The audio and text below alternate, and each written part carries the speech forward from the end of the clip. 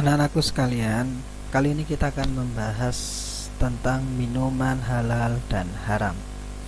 Pada prinsipnya, segala minuman apa saja halal untuk diminum apabila tidak ada dalil yang mengharamkannya.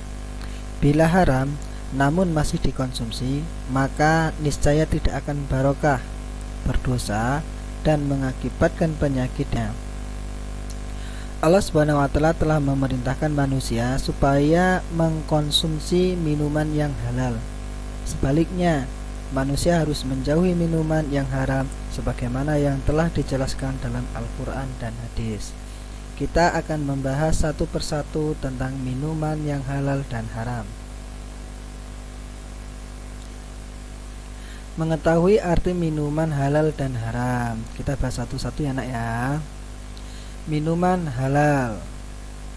Minuman yang halal adalah semua jenis minuman yang terbuat dari bahan-bahan yang dihalalkan walaupun bahan dasarnya adalah air.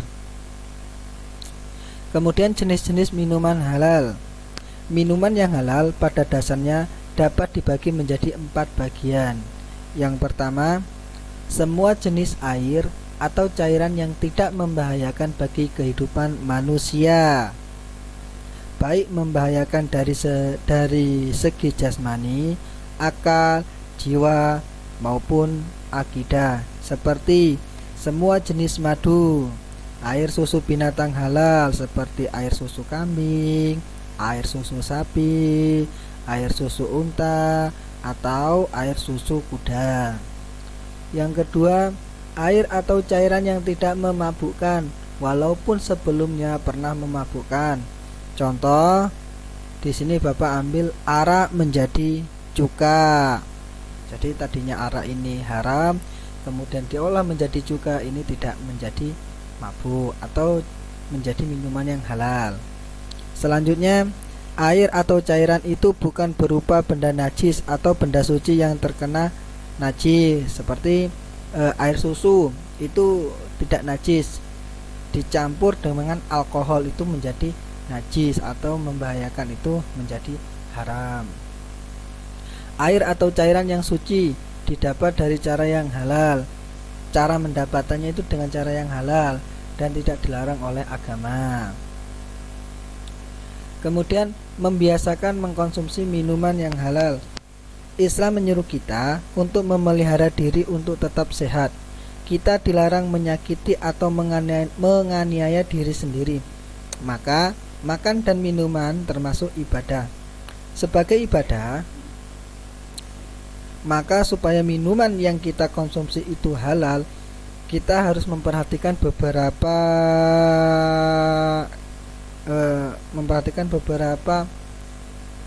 aspek. Yang pertama, alangkah baiknya sebelum kita meminum harus membaca doa atau basmalah dahulu, biar minuman dan makanan yang kita konsumsi itu menjadi berkah atau barokah.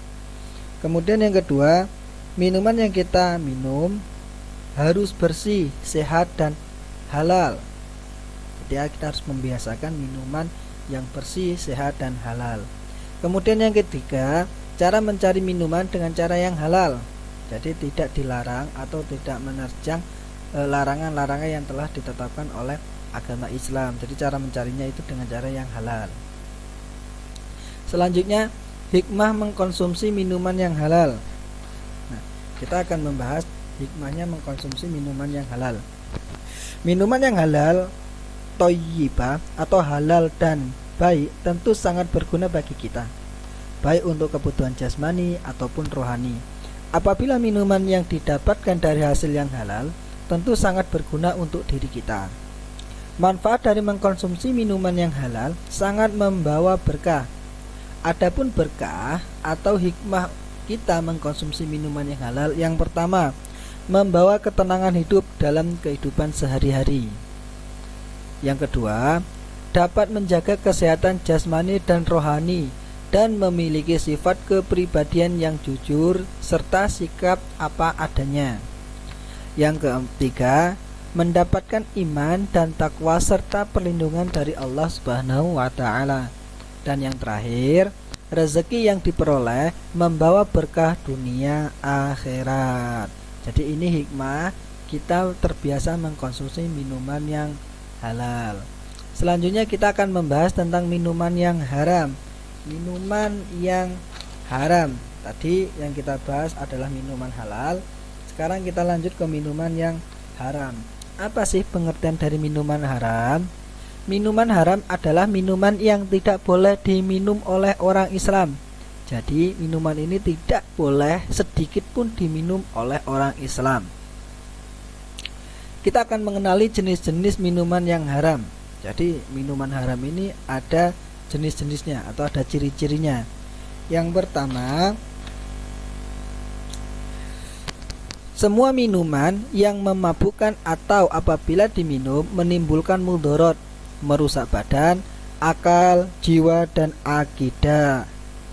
Jadi semua minuman yang memabukkan atau merusak atau tidak mudarat ini, mudarat itu tidak bermanfaat bagi diri kita, merusak badan, akal, jiwa, dan akidah, ini yang diharamkan atau masuk dalam kategori minuman yang haram. Yang kedua, minuman yang najis atau benda yang terkena najis. Minuman najis seperti apa? Minuman najis ini seperti darah, minuman nanah, tua, atau minuman yang dicampur dengan sesuatu yang sangat berbahaya bagi diri kita atau benda-benda najis itu sangat diharamkan. Kemudian yang ketiga, minuman yang didapat dengan cara yang tidak halal atau yang bertentangan dengan ajaran Islam. Minuman halal atau minuman haram yang didapat dengan cara yang tidak halal seperti mencuri, nyolong sama aja ya. Mencuri, menipu, kemudian judi, hasil dari judian itu juga menjadi minuman yang haram. Kemudian secara garis besar, minuman haram dapat dikelompokkan menjadi 3 jenis. Yang pertama, minuman hewani atau minuman yang berasal dari hewan yang diharamkan seperti darah. Ini pasti haram, darah ini haram, dalam bentuk apapun darah itu tetap haram, tidak boleh diminum. Yang kedua, minuman nabati atau minuman yang berasal dari tumbuhan yang dapat memabukkan atau mudarat. Mudarat tadi tidak bermanfaat ya bagi tubuh kita seperti tuak, candu, morfin, dan lain-lain. Yang ketiga, cairan yang didapat dari perut bumi yang membahayakan untuk diminum seperti minyak bumi, bensin, solar, dan lain-lain. Ini sangat tidak boleh diminum.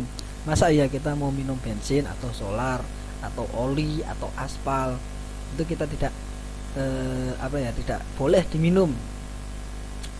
Sikap untuk menjauhi minuman yang haram. Nah, ini ada sikap-sikap yang harus kita jauhi untuk minuman yang haram. Setiap manusia belum tentu membawa nikmat. Nah, setiap minuman belum tentu membawa nikmat, namun sedikit tapi barokah karena halal itu jauh lebih baik. Kalian sebagai umat muslim seharusnya minum yang halal saja, karena kita selalu beribadah kepada Allah. Apabila kita mengacukan atau mengabaikan aturan Allah, bukan tidak mungkin Allah memutuskan pintu rahmat, barokah, dan doa kita tidak akan dimustajabah atau dikabulkan oleh Allah. Kemudian bagaimana cara kita menjauhi minuman yang haram? Yang pertama,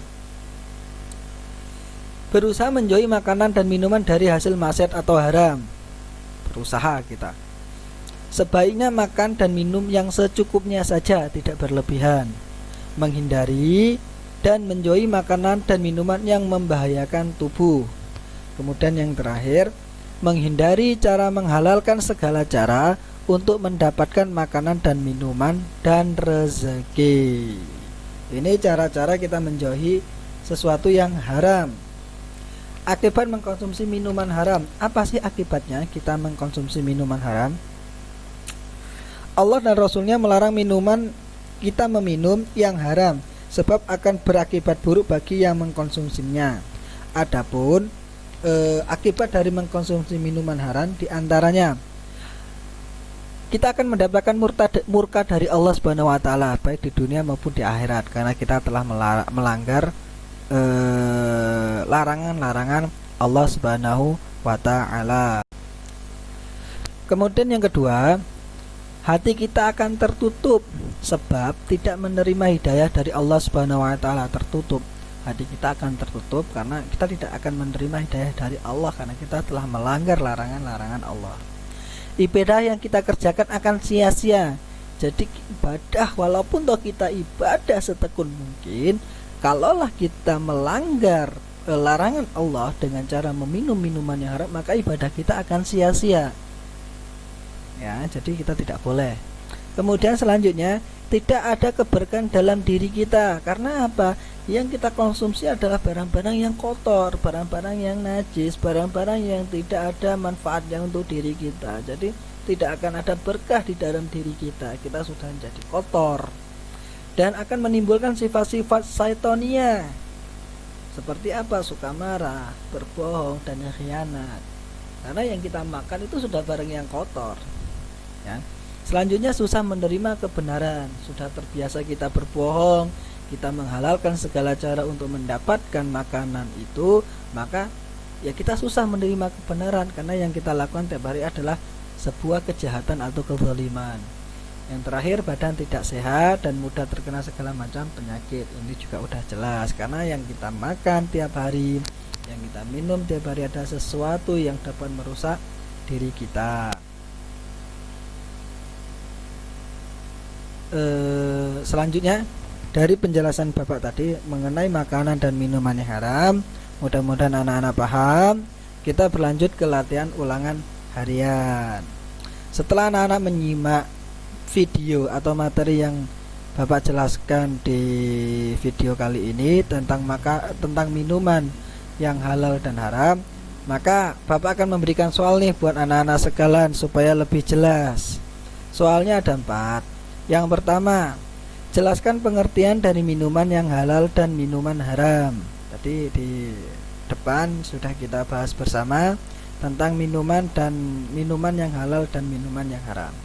Soal yang kedua, berikan contoh minuman yang halal dan minuman haram di sekitarmu, di lingkunganmu.